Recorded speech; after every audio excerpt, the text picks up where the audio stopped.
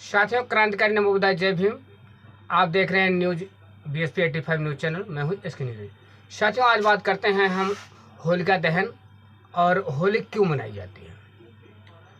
साथियों, जैसा कि आप लोगों को पता है कि हमारे देश के अंदर जब बौद्धों का राज सत्ता खत्म हुई और यहाँ पर मनवादियों का शासन हुआ, तो मनवादियों ने बड़ी तेज़ी के साथ बौद्धों का कत्लेआम किया। बौद्ध राजाओं का इन्होंने शोषण किया। इन्होंने साम दाम दंड भेद छल कपट के माध्यम से उनका राज्य अपने कब्जे में लिया, हमारे राजाओं की हत्या की। ठीक इसी प्रकार आज से 4000 साल पहले की एक घटना है जो उत्तर प्रदेश का हरदोई जिला है। हरदोई जिले का नाम था हरिद्रोही। वहाँ के लोग आडंबर में, पाखंड में, भगवान में विश्वास नहीं रखते थे और इसलिए उस जिले का नाम पड़ा था हरिद्रोही। हरि धन द्रोही यानी हरिद्रोही। बाद में उसको सुधार करके इन्होंने हरदोई बनाया। वहाँ के राजा हिरण्याक्ष और हिरण्यकश्यप दो सगे भाई थे। दोनों का शासन चलता था और दोनों का जो शासन था वो बड़ा अच्छा था। राजा राज करता था, प्रजा सुखी रहती थी। लेकिन ब्राह्मणों को जो है ये चीज़ पसंद नहीं हुआ। विष्णु नाम का एक ब्राह्मण था जिसने हिरण्याक्ष का धोखे से हत्या कर दिया। और जब बड़ा भाई हिरण्याक्ष इनके धोखे का शिकार हुआ तो छोटा भाई हिरण्यकश्यप बड़ा चिंतित हुआ। लेकिन उसकी एक बहन थी, सिंहिका थी तो छोटी, लेकिन वो बहादुर थी, निर्भीक और निडर थी। वह हार नहीं माने और हिरण्यकश्यप से कहा, भैया हार नहीं मानना है और हम इन मनवादियों को परास्त करेंगे। बड़े षड्यंत्र के तहत बसंत ऋतु में जो है पंचमी का दिन होता है, उसी दिन से इन्होंने षड्यंत्र रचा। लड़ाई शुरू हुई, सुबह को होती थी, शाम को दिन ढलते ढलते लड़ाई खत्म हो जाती थी। अगले दिन फिर लड़ाई होती थी।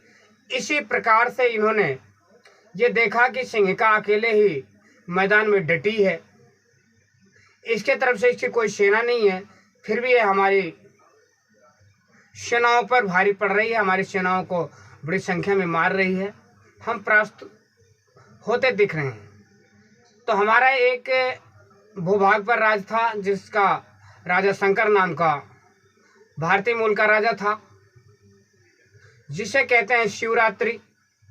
जिस दिन उसको इन्होंने अपने कब्जे में ले लिया, उसे खुश करने के लिए इन्होंने सुंदर सुंदर अपनी लड़कियों को भेजा, जिसमें पार्वती नाम की लड़की काफ़ी सुंदर थी। वह जंगलों में सोया करता था और बेधड़क सिंह और चीते उसे सलाम करते थे। किसी भी जहरीली, जिसमें जहर होता है, जहरीले जानवरों से भी वो उसे डर नहीं थी। सांप और चीते भी उससे डरते थे। शेर की तरह दहाड़ करके वह जंगलों में सोया करता था। तो इनकी सुंदर लड़कियों ने एक दिन सोते हुए उसे, पहले तो ऐसे ही चलता था, लोग पेड़ के पत्तों से, छालों से, जानवरों की खालों से अपने शरीर को ढका करते थे।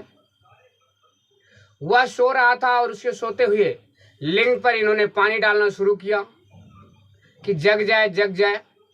और जब इसने देखा कि मैं भीग रहा हूं और इसकी नींद खुली तो सुंदर सुंदर लड़कियां दिखाई दे रही हैं,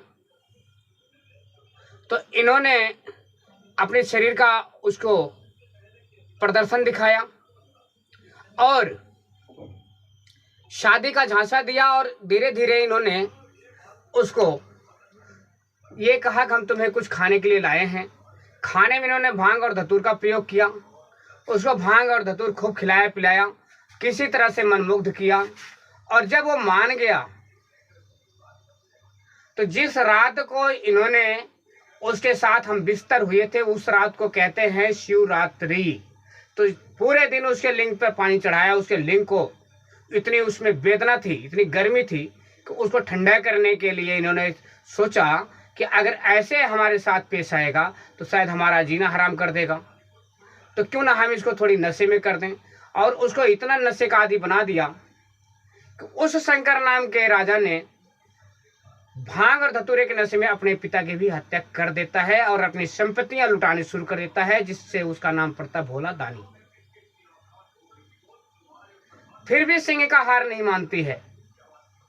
तो हिरण्यकश्यप का एक बेटा होता है, इकलौता बेटा होता है, तो उसको इन्होंने जो है किसी तरह बहला फुसला करके अपने कब्जे में लेते हैं और अपनी जो नशेड़ियों की टीम होती है उसको सौंप देते हैं और उस प्रहलाद को ये नशेड़ी बना देते हैं। प्रहलाद पूरी तरह से नशेड़ी हो जाता है और अपने पिता की बात नहीं मानता है और पिता उसे जो है घर से निकालने का काम करते हैं। साथियों, वह उन लफंगों के बीच में जाकर के उन्हीं की तरफ से जो है लड़ाई करने के लिए आतुर हो जाता है। और इधर सिंहिका जो थी हिरण्यकश्यप की बहन प्रहलाद की बुआ, फाल्गुन माह की पूर्णिमा के दिन उसकी बारात आनी थी, अगले दिन उसकी विदाई होनी थी, उसे ससुराल जाना था। लेकिन सिंहिका ये ना चाहते हुए भी कि मेरा भतीजा दुश्मनों के साथ है और वो खाना ना खाए, ऐसा हो नहीं सकता। हर रात वो ढूंढ करके प्रहलाद को खाना खिलाने के लिए जाया करती थी। लेकिन एक दिन उन मनवादियों के लड़कों ने कहा कि आज तेरी बुआ आएगी तो जब तक हथियार नहीं रखेगी तब तक तुम खाना मत खाना। उसने कहा नहीं, ऐसा क्यों? तो उन्होंने कहा कि जब मैं कह रहा हूं वह तुझे करना होगा। प्रहलाद को पूरी तरह से नशे में धुत किया और वही उसको रट्टू रटा दिया। सिंहिका जब फाल्गुन मास की पूर्णिमा को खाने लेकर के गई, ये सोच करके कि कल तो मुझे ससुराल जाना है, आज आखिरी बार भतीजे से मुलाकात कर लेती। इधर घर पर बारात आई है और उधर वह खाने लेकर के भतीजे को गई है। जाकर के देखा कि पेड़ों के बीच में वह बैठा हुआ है, चारों तरफ से लफंगे घेरे हुए हैं। तो वहां पहुंची, उसके बाद में कहते बेटा तू यहाँ पर है, मैं तेरे को ढूंढ रही हूँ। खाना देती है, अपने हाथ से खिलाने की कोशिश करती है, लेकिन वो मानने को तैयार नहीं होता। कहता जब तक तुम हथियार नहीं रखोगी, तलवार नहीं रखोगी, अपने कटार नहीं रखोगे, तब तक मैं खाना नहीं खाऊंगा। साथियों, होता यूं है कि वह सोचती है कि अगर मैं रोज खाना खिला करके क्या करूंगी, अगर मेरा भतीजा आज नहीं खाना खाया तो मैं खाना वापस लेकर के जाऊंगी। सब लोग खाना खा रहे हैं, घर पे पूरी पकवान बना हुआ बरातियों के लिए, औरतों के लिए, और ये नहीं खाएगा तो हमारी भी खुशी अधूरी रह जाएगी। भतीजे की बात को मान लेती है, हथियार जैसे रखती है। मनुवादियों के लड़के उसके ऊपर टूट पड़ते हैं, उसे ईंट पत्थर से, डंडे से पीट पीट करके अधमरा कर देते हैं और ऐसे में उसकी इज्जत आबरू को भी लूट लेते हैं। लेकिन उनको डर इस बात का होता है कि अगर हिरण्यकश्यप को पता चला तो हम लोगों को जिंदा नहीं छोड़ेगा। उसको जान से मार देते हैं। जान से मारने के बाद उसको वहीं पर उपला होता है, पेड़ों की पत्तियां होती है, डाले होती है, उसको जला करके उसको राख कर देते हैं। सुबह होती है, इधर तैयारी होती है कि सिंहिका की विदाई हो, सिंहिका की विदाई हो। लेकिन पता चलता है कि सिंहिका घर में है नहीं। और जब पता किया जाता है तो पता चलता सिंहिका रात को खाना लेकर के गई थी और वापस नहीं आई। राजा चारों तरफ अपनी सेनाएं भेजता है कि पता करो कि सिंहिका रात को खाना लेकर के गई तो वापस क्यों नहीं आई। तो वो लफंगे मिलते हैं, उनको बुला करके लाया जाता है, उनसे पूछा जाता है।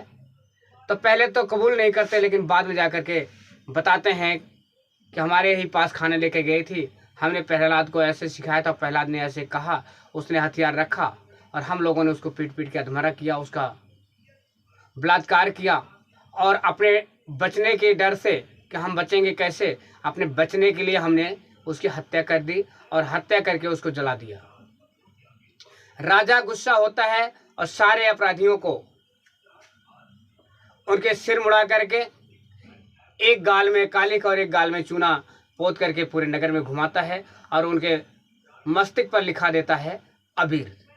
तलवार से, अपनी कटार से वह अबीर लिखवा देता है कि तुम लोग एक निहत्थी महिला पर, एक निहत्थी औरत पर हाथ उठाया, और हाथ ही नहीं उठाया बल्कि उसका दुष्कर्म किया, मारपीट के उसकी हत्या करके उसे जला दिया। ये बुज़दिलों का काम है, कायर हो, मक्कार हो।